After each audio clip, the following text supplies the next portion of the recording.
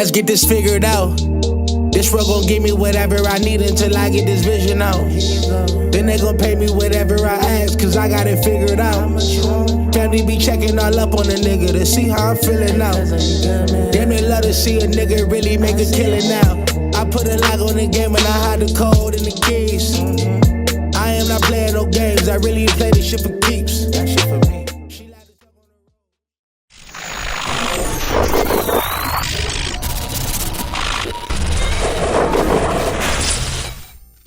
MaddenHeadz YouTube, what's going on?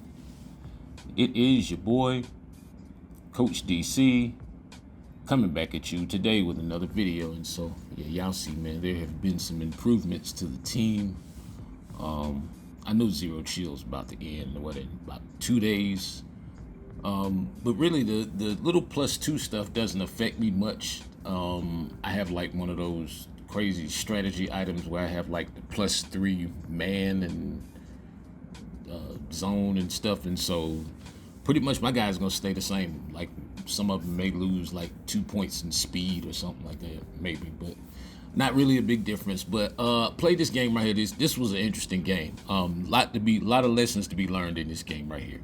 None of which include me throwing a pick on the very first play where I learned that this guy was basically going to call press man coverage like every single play, unless I, was able to do something to get him out of that. And the fact that Tavon Austin just threw down Calvin Johnson is wild.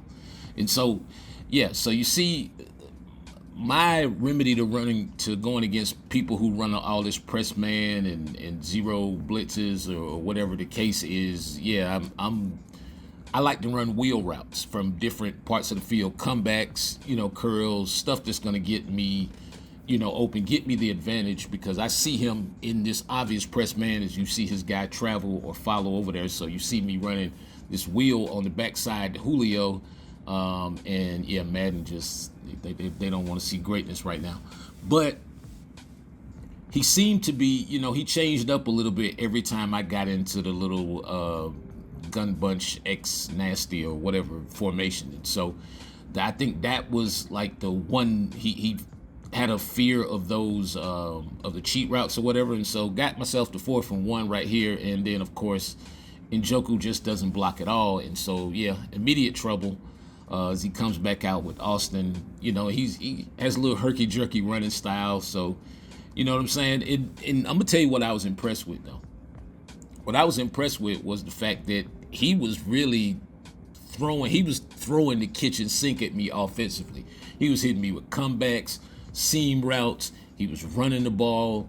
I mean, he was like, I'm telling you, this guy, whoever this was, he was doing it all at this point. Bubble screens. And so it's a lot of stuff to think about when a guy comes out, pretty much in his first couple drives. He shows you he can run the ball. He shows you he can hit the bubble screens, the cheat routes. He'll run quarterback keepers. So yeah, you know what I'm saying? So it's a lot of stuff to think about. And so for me, it's really all a matter of just feeling it out and making the proper adjustment at time right there, which right there was pretty good, covered the flats.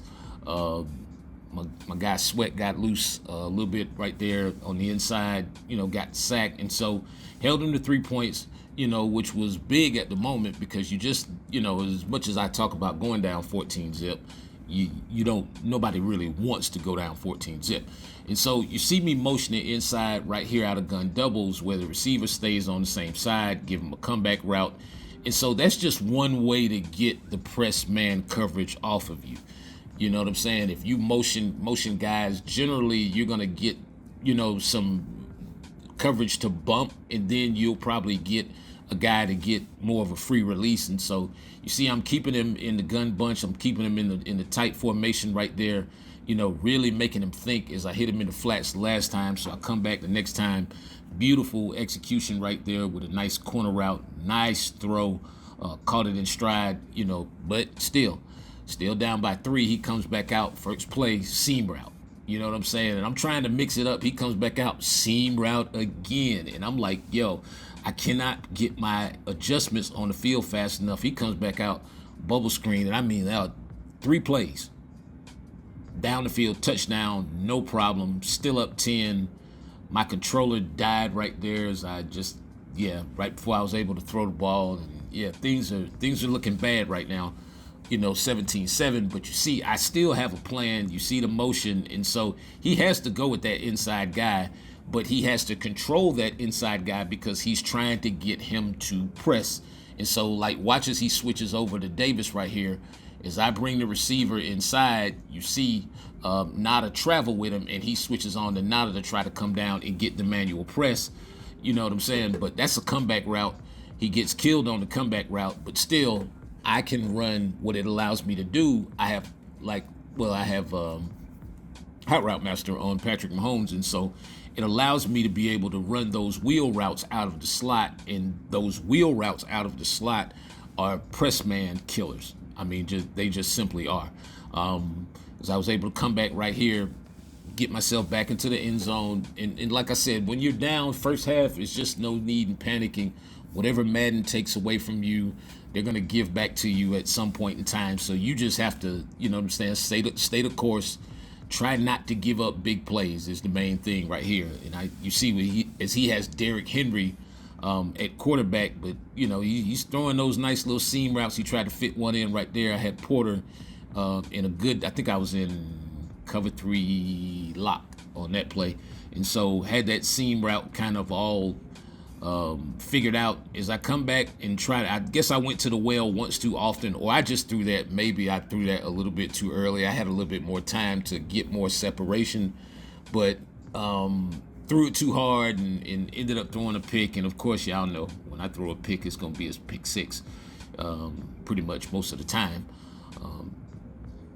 Glad it wasn't that time. So down by 10, and he gets the ball coming back out in half, and so I'm in big trouble at this point. We got to lock it down on defense.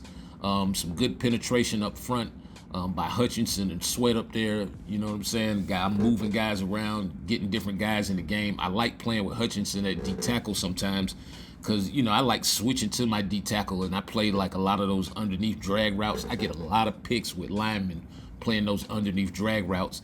I may put him in a spy, and then that allows me to switch stick to him, as a part of the zone packaging. So, I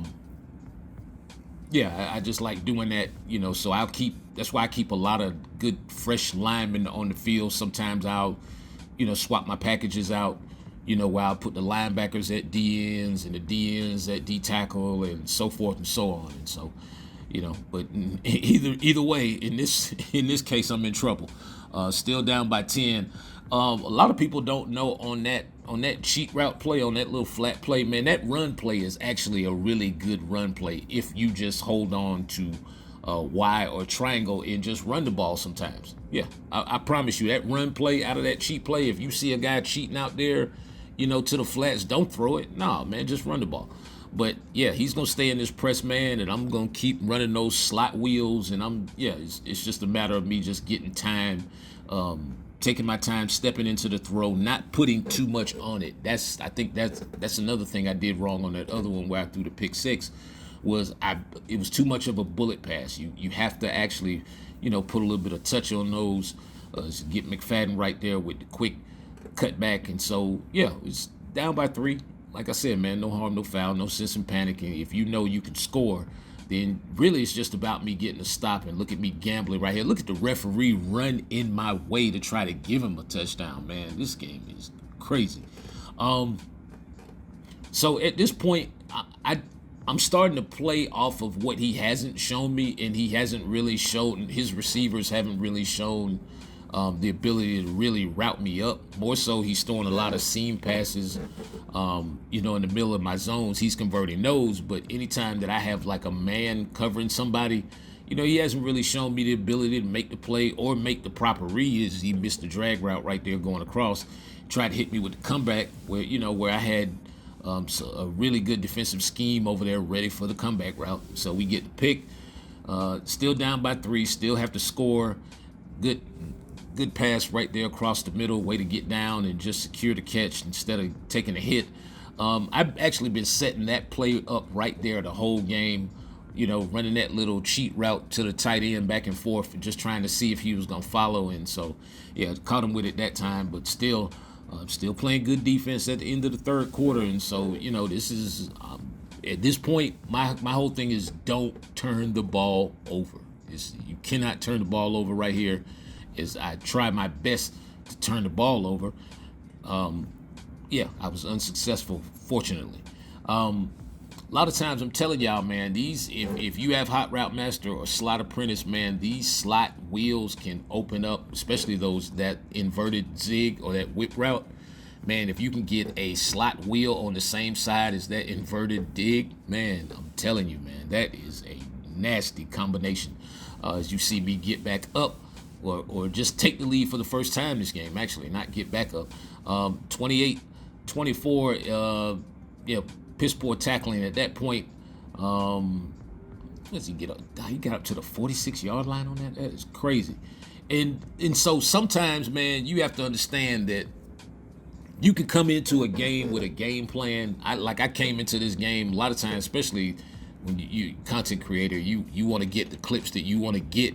But sometimes my competitive juices take over, and I'm like, all right, no, I want to win this game, because it's like, if I feel like the person can play, then I'm like, yeah, okay, hopefully I hadn't dug myself a big enough hole that I can't get out of.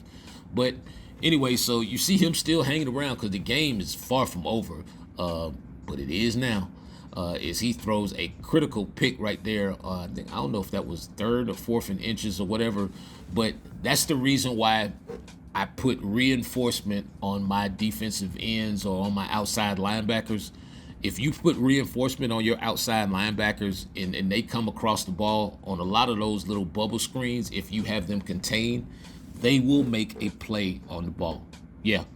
So y'all check that out. If you have a DN or a outside linebacker or whatever that can get reinforcement, if you can get him on the outside edge and you can get him to contain, they will do a really good job of playing bubble screens. Yes, I promise you. I've tested that a million times over. That is a fact. And I get a lot more picks like that than I do the tip of the hit the quarterback and the ball hangs up in the air variety, like people get on me all day long.